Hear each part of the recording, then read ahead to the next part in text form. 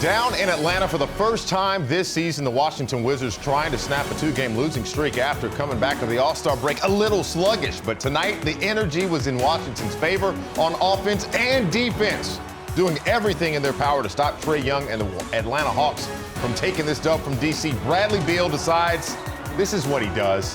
37 points for Mr. Beal. Final score, 119 to 116. Wizards get the dub. Welcome into Postgame Live. Wes Hall along with Jason Smith will be joined by Chris, Glenn, and Megan in a moment. But Sticks, you first. You and I, we rode this roller coaster together. If it was a real one, both of our knees would have been rattling against the thing. Thank God it's not real. However, I want your thoughts and assessment on this second half, especially that Washington put out on the court tonight. Bradley Beal. That's all you need to say right there. Bradley Beal got the party started, and he continued in that second half. 37 points in total. Kuzma got his offensive game going early and continued it the rest of the game with 28 points. Overall, the Washington Wizards, you were afraid that they were going to lose the offensive rebound battle. They won that. You were afraid they were going to lose the second chance points. They won that. The only problem they had was in transition, but guess what? They came out with the win, a big-time win in Atlanta, a team that they have been struggling with over the past couple years. But overall, they got the job done tonight. Need to have that momentum going into the next matchup. Jason, I know that we all get frustrated sometimes watching certain people enjoy the leverage that they get on home court. I'm trying to be nice here. Trae Young. We know that Trae is going to be the focus of their offense. It is what it is. Tonight he had 31 points. But the ability down the stretch to not get caught in traps that Trae creates, how important is it for us to have the perimeter defense that we needed? Well, it's extremely difficult, especially with Trae, because he is such a good job of getting to the lane and getting contact, getting to the free throw line. And he has that uncanny ability to knock down the free throws, but get the and one at the same time. He gets the contact, goes to the free throw line. He had a great job tonight. He didn't have the excessive help from the rest of his team. DeJounte Murray, only 15 points. Great job on the defensive end from the Wizards against him. But overall, the Wizards, they did a fantastic job of controlling the boards, controlling the second chance points, and when it counted most, did not put Trae on the free throw line. They got out there. They had some great possessions at the end of the game. Great defense. Two good looks by Trae Young, but they did not go. Wizards get the win in Atlanta. There was a scrappy nature about the Wizards defense in the second half, especially in these waning moments where you're seeing the ball flying all over the place. Guys getting hands up in shot makers' faces, creating mismatches on switches. Like, I liked what I saw. Again, Bradley Beal had 37. Kyle Kuzma ended up with 28. Those two doing their job leading the pack. Here's Megan McPeak courtside after the game with Kyle Kuzma. Defensively down the stretch, just talk about the mindset you guys had, because they were firing on everything and trying to get something to go. What was it defensively that you guys were able to get the stops? We just made key stops. We had two big blocks on Trae Young in the last minute of the game, and we just had to figure it out. We were down 10 at one point and just stayed resilient, and Brad made some clutch shots. We made some clutch defensive possessions, and we got a win. You had a few clutch shots on the offensive end, but defensively, you took it to another level tonight. That block you had on Trae Young, it was almost like you were angry at him for something. Just talk about your defensive mindset. You like to know yourself as a two-way player. Yeah, I just take pride in being a two-way player. Just dating back to my championship years with the Lakers, that's what it takes to be a championship team, is to have two-way players, and that's always been my mindset. So, congrats on the win, Kyle. Thank you. Men that are unflappable under pressure as we bring in Chris and Glenn Consort still from State Farm Arena. Guys, great in-game call. Now it's time to put our analyst hats on. Glenn, what did you see from the late push from the Wizards that gave you confidence about them returning home against the Raptors when they show up? Well, they showed physicality to close out a game, and we haven't seen that in 2 games in the losses to the Knicks and Chicago. But they used that physicality to get stops. Denny Advia, a sleeper in this game, had 13 rebounds. Everybody contributed a little in some ways.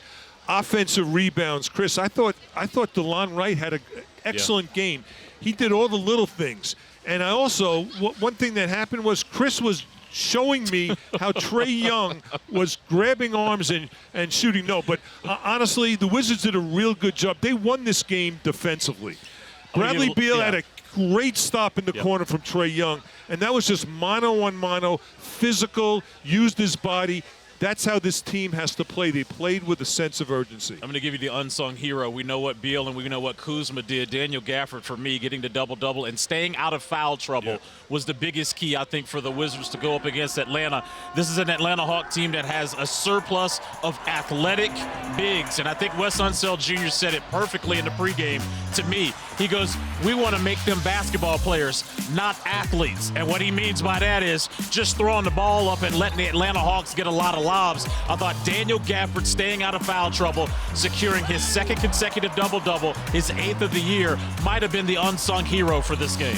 No, Chris, to your point, Daniel Gafford absolutely did his job. I told you we're at the last day of February, so as we all say, rent is due tomorrow with the landlord doing his job. But Bradley Beal being the face of this franchise, 37 points. And as he said with the walk-off with Megan, the confidence was not going to ever not be on. He was going to apply pressure no matter who was guarding him. What does that tell you about the road ahead for Brad? Well, you know, first of all, Brad, he called it. I mean, he has to play this way for this team to be successful. I thought the first half of the season, he diverted a lot. I really did. I thought he was trying to get guys involved. I thought he was trying to make passes. I thought he bypassed a whole bunch of shots. Guess what? No more.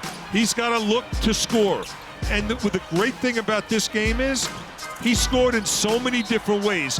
In the paint, taking guys off the bounce, catch and shoot, step back, making threes. It didn't matter. He was proactive. He wasn't diverting to other players. He knew what he had to do to get his team a win here, and he did it all. Him and Kuz stepped up against Chicago. They didn't, especially with the absence of Porzingis. This is how these two guys have to play. Now you get Porzingis back, it all changes. Well, I think it's an identity of the game. It presents itself whatever your game plan is, right?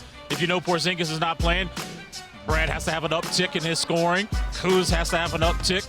But I think Bradley Beal getting 30 shots tonight, you know, there was a time early in his career, Jason, you was his teammate, where I was like, you need to take 20 shots a game, period. I don't care who your teammates are, your ability to be a 3-level scorer, you've got to score or at least take 20 shots. If KP's not out there, you took 30 shots. And that's good. He needed to. And you live with whatever the result is because he is such a dangerous threat with the ball, without the ball. And this is the reason why the Wizards got to win. And, again, Brad talked about the bad defensive lapses down the stretch. Look, Trae Young missed those 2 shots. Give Wizards credit. I thought the scramble drill there, especially with Kuzma going out the top of the key to show a contest. He's 6'10". That made it a little bit more difficult for Trae to get that shot off. And you know what else? Trae missed those shots, but Brad made every big shot down the stretch. Every big shot. Clutch shots. And that was just huge. And he took it upon himself. I mean, he was like, you know what? Clear it out. I got this. Get on my back. I'm going to carry you to a victory. Jason? You know, it wasn't necessarily Brad's offense. Yeah, he had 37 points, but you go to his defense. The one stop that he had against Trae Young, he locked down on the defensive end. He made sure to go out there and get the job done. He said, you know what, Trae's on a heater right now. I'm going to stop him. What happens? Trae throws a loft pass. Kuzma gets in the passing lane, get a transition bucket, changes the momentum of the game. Trae Young was trying to get to the basket. Kuzma blocks him. Daniel Gafford blocks him. When the defense needed to show up in that fourth quarter, it showed up. The Wizards scored 34 points in the fourth quarter. The Atlanta Hawks, they only scored 26. And right there, when that guy's getting out in transition and playing great defense, that's when you're going to have great output from not only Bradley Beal, but Kyle Kuzma. The defense on the defensive end for the Wizards showed up tonight. The offense didn't show up against Chicago, but tonight, absolutely they had it. What I love most about the defense, the intensity, it was this consistent element from the team. No. Yes. No, you're not going to do that. No, that's the energy that we need, and we got to have it moving forward. Chris and Glenn, we appreciate you as always. Couple nights off, heading back in town to take on the Raptors. Gentlemen, thank you very much for a great call. Sticks, appreciate you it. and I get to have a conversation about player of the game, sir. Ooh. So I'm going to ask you, Wizards fans at home, who do you decide is the player of the game? Go to nbcsportswashington.com/vote or use the QR code on your screen. You got Beal, Kuzma, and Gaff. A little perspective. Beal has 37. Kuz gives you 28. Now, between the two of them, they only hit 3 threes, but combined for 65 points of the Wizards. However, Daniel Gafford gave you a 13-11 double-double tonight. Double-double and 3 blocks. Don't forget that man playing some defense out there. The landlord. First of the month. So who do you say is the player of the game, Jason? You know, I would always go and kind of lean towards giving the big some love, but Bradley Beal, 37 points, I got to give it to that man. He showed up. No Porzingis out there. Kuzma helped him out, but that man was on fire tonight. 37 points of Bradley Beal is the most. I would go ahead and 100% agree with you, which I normally shouldn't. I would. But I got to give a hats off to Daniel Gafford with the 13 and 12 on the double-double. The fact that he stayed out of foul trouble, something we were talking about on Wizards pregame live. I know you were watching, so I'm glad that that paid off dividends. And the fouls that he had, he prevented highlight dunks from John Collins. He made sure to go up with rule of verticality. Yes. Doesn't go his way, but he doesn't give up the easy layups. That's what you love about Daniel Gafford. Muffing the momentum. That's what we want to hear. Well, speaking of things that we also want to hear from, how about head coach Wes Hall Jr. at the post-game podium after a dub? Just the